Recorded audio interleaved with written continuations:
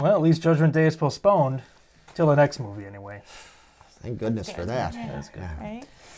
Greetings, everybody, and welcome to Geeking Poetic News. I am, of course, your host, Larry Roberts. I am Megan Guess. And I am Vito Marchese. And we have some more delicious, nutritious, scrumptious news for all y'all. Check it.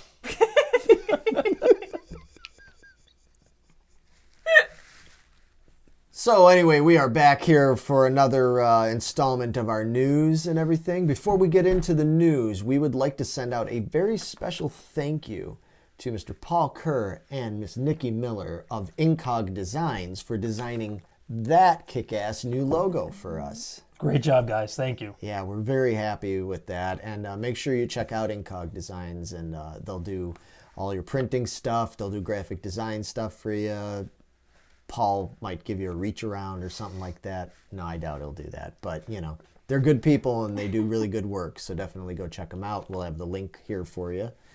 And, yeah, we're existing here in part because of the support of all you guys out there. So if you feel like, yes, bow down to you. If you feel like supporting us further, I mean, in addition to your likes, comments, and all that stuff, make sure you check out our Patreon page, and we can always use more support from you guys out there. We have some great Patreons so far. Thank you again, all you guys. Thanks, guys.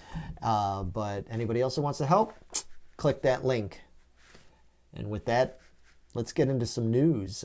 There's been a few things to talk about here. I'm all excited because there are some new revealing news coming out about the next Star Wars movie. Ooh. So even though the film is still many, many months away from its premiere date, there are lots of cool little tidbits of information coming out already about the upcoming Star Wars Episode 9 film. Filming for the next installment of the Star Wars franchise began just a few weeks ago, and already some images have managed to creep out onto the interwebs, some featuring John Boyega as Finn, and Oscar Isaac as Poe, and Chewbacca traversing a grassy hill somewhere in the galaxy far, far away. Perhaps not the most exciting images ever leaked before, but it's cool that we're already getting tiny glimpses into what's yet to come. What is possibly more exciting to most of us out there are some of the recent additions made to the Star Wars Episode 9 cast. In addition to the expected return of the main cast members, it's also been confirmed that Billy D. Williams will indeed be returning as the lovable rogue Lando Calrissian.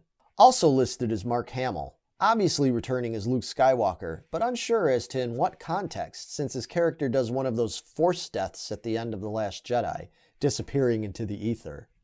Another character who will be returning is the much-beloved Princess Leia. Director J.J. Abrams has stated that they have struggled to figure out an honorable and satisfying way to conclude the Skywalker storyline that would include the Leia character without having to recast her or use CG special effects, which he stated was never an option. They came up with a solution that was supported and given the blessing of the late Carrie Fisher's daughter, actress Billie Lourd, who also appears in the movie, and will be utilizing footage that was unused primarily from the filming of Episode 7, The Force Awakens. Other notable castings have been the addition of actress Kerry Russell, most well known for her role in the series Felicity, Richard E. Grant, known to many geeks out there for his roles in films like Logan and Bram Stoker's Dracula, as well as a part on Game of Thrones, and Naomi Ackie, known mainly for her part in the Lady Macbeth film, as well as an appearance on the Doctor Who series. And speaking of the good Doctor, there are rumors circulating that the 11th Doctor himself, Mr. Matt Smith, has been cast in an as-yet unspecified role in the new Star Wars film. The thought of the Doctor taking on the Empire is enough to make most geeks' heads explode, and should prove interesting since we all know that compared to taking on legions of Daleks or Cybermen, Stormtroopers are really just a bunch of wussies with bad aim. They don't stand a chance. And just to add the cherry on top for all us nerds out there, our favorite Hobbit, well, my favorite Hobbit anyway, Dominic Monaghan, the actor best known for his role as Meriadoc Brandybuck in the Lord of the Rings film series, as well as Charlie on the classic series Lost, has also been cast in an as-yet unspecified role. So we've got the whole main cast, including Luke and Leia, plus Lando, plus actors from Doctor Who and Lord of the Rings, all appearing in the next Star Wars film, which is due for release December 20th, 2019. Will it be epically amazing or an epic failure? We'll have to wait and see on that, but here's hoping it rules, and that Abrams does a good job of giving us something new yet familiar, and not quite as much of a debatable mess as The Last Jedi turned out to be. Very excited to see what comes of this whole Episode 9 thing, man. I really hope that having Abrams back makes a big difference. I'm interested to see what they're doing with Matt Smith's character. He's amazing in anything I've seen him in. Yeah, we'll see. Just as long as it's not really small, like his appearance in, was it Terminator? Yeah. He was in there for like 30 seconds. Oh, yeah. No, I need like Doctor Who and The Crown. I need something dedicated to Matt Smith. Yeah, it's just going to be weird having the Doctor, you know. I mean, is it going to be like can you picture like the Doctor and the TARDIS with like Mary, the Hobbit, like riding on the back and everything, like go get him, and they're like chasing after a bunch of stormtroopers, and I don't know. It's kind of weird. I kind of want to see that. It's a weird cross-pollination thing, man. I don't know. You would want to see that. Yeah, it's just, it's so weird when you have those like iconic characters like that, like from Doctor Who, Lord of the Rings, and then all of a sudden they get into this other completely iconic franchise. I'm willing to give it a chance, but... Well, see, I watched The Crown, and he's totally not the Doctor in The Crown, so I can easily see him transferring over to Star Wars to a more serious role. No, he's definitely not the Doctor in The Crown. I think in The Crown you even get to see his ball bag hanging down there at one point, don't you? Yeah. You seem really excited about that. It was really nice. Yeah, it was nice. Nice ball bag. You heard it here, folks. She likes the stroke. All right, well, moving on from ball bags and moving on to, speaking of J.J. Abrams, another franchise, iconic franchise that he's involved with, which would be Star Trek. Yep, I have Star Trek news again. Yeah, but... Not so good, though. Yeah, not for the likes of you. Oh, my God, it's devastating. Yeah, lay it on him. The future of Star Trek IV could be in jeopardy as both main stars for the upcoming film have walked away from negotiation tables.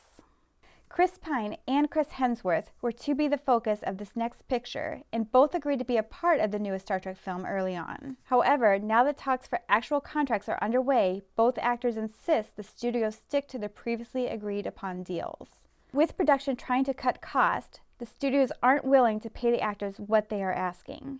It is said that the studios are unable to pay the actors their DC and Marvel salaries because the Star Trek franchise does not make that kind of money, so they need the stars to take pay cuts. They state that Marvel, DC, and even Star Wars movies consistently gross over $700 million, while Star Trek's top earner, Into Darkness, only grossed $467 million. With both Chris's in demand and loved in their superhero franchise roles, they have no incentive to take a step backwards to a second-tier franchise. Paramount has been struggling financially as high-profile films have failed to perform as expected. Under Paramount's new leadership, they intend to focus on releasing films regularly and have them be successful, while spending money wisely. With both sides sticking to their guns, how will Star Trek IV move forward? Studios were waiting to lock down other key actors until after they snagged their main two hunks. So how do they proceed from here? With Paramount in financial distress, it is unlikely they will cave and pay the Chris's what they originally promised without further backing. Will they decide to go in an entirely different direction? Will they recast new Kirks? Will they maybe turn focus towards the Quentin Tarantino Trek movie? Will this be the end of the Kelvin timeline?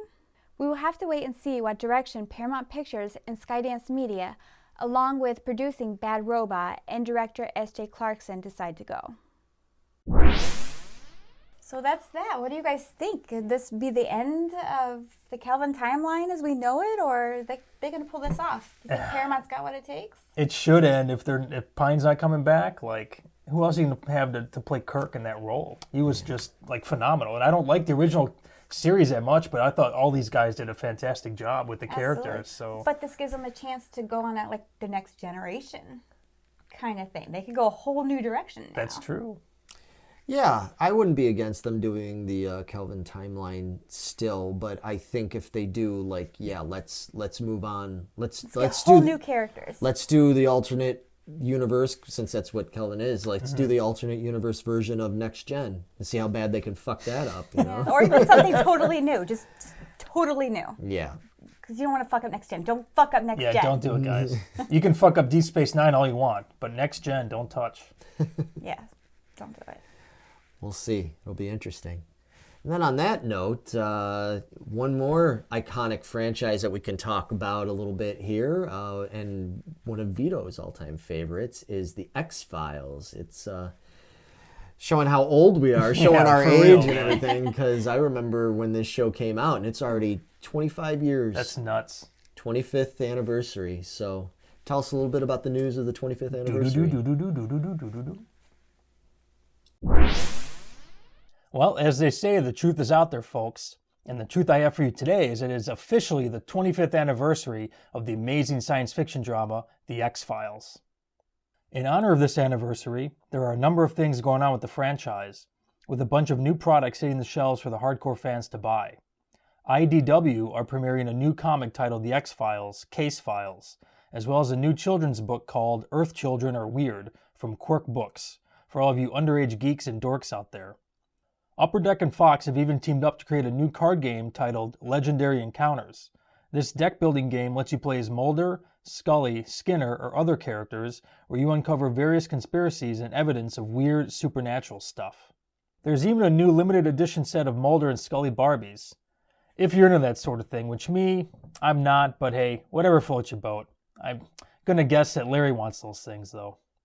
The BBC also are going to air a 5-day marathon of the entire series starting September 10th, showing the first 9 seasons of the classic show, as well as the 2 feature films, 1998's The X-Files and 2008's The X-Files I Want to Believe. And we here even got a little taste of the X-Files nostalgia trip this past weekend when we attended the 2018 Wizard World Convention in Chicago, where both David Duchovny and Gillian Anderson were on hand to meet fans and take photos and sign autographs. It was pretty great, man. Gillian Anderson was literally like pretty much where you're sitting, Larry. She was like right there when I passed by. It was very nice. Yeah. Luckily she had security there to protect her because I was worried you were going to attack her. No, in all seriousness. Yeah, in all seriousness, man, WizardCon was a lot of fun. Yeah. Yeah, we had a really good time there. We got to meet Nichelle Nichols. She was like... She was amazing. So sweet, yeah. I thought she looked... She looked great. Adorable.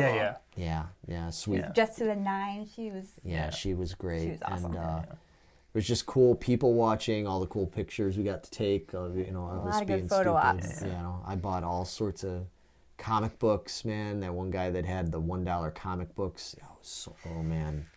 Yeah, we had to leave them behind. We just kind of all wandered around at that point. Yeah, like, there was just so much. If you people haven't been to WizardCon before, if you're from the Midwest or you're going to be visiting, man, I really highly recommend it. It's cool because it's big, but it's not it wasn't like too C2E2 big where you can barely walk. No, it wasn't that big. You know, it was big enough that there was plenty to do, but.